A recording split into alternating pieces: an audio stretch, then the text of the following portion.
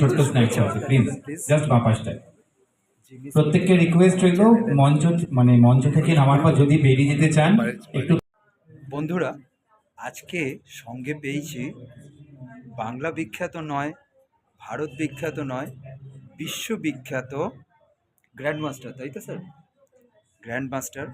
সবার প্রথম আমরা যখন স্কুল লাইফে ছিলাম তখন গ্র্যান্ডমাস্টার বলতে ভারতে একজনকেই চিনতাম, বিশ্বনাথন আনন্দ। আমরা তখন বললাম বাংলায় কি আমাদের কিছুই নেই? তারপর পেলাম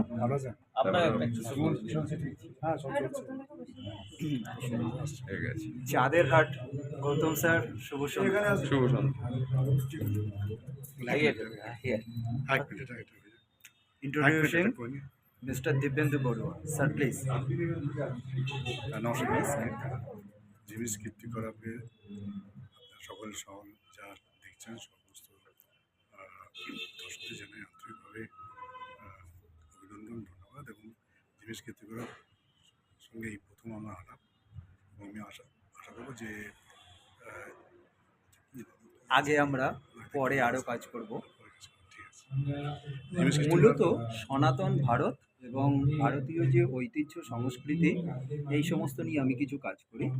তার সাথে কিছু কমেডি ভিডিও করতে হয় স্যার, না হলে তো দর্শকদের কমেডি না করলে টানা যায় না, ভিউ উঠতে চায় না।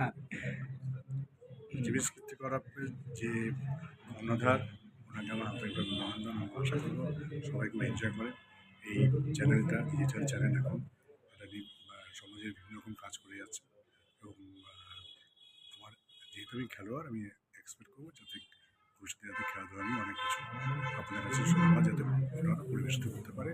এবং আমার সবাই খুব ভালো থাকবেন, সুস্থ থাকবেন, এইটুকু সবার কাছে শুভেচ্ছা। Thank you sir.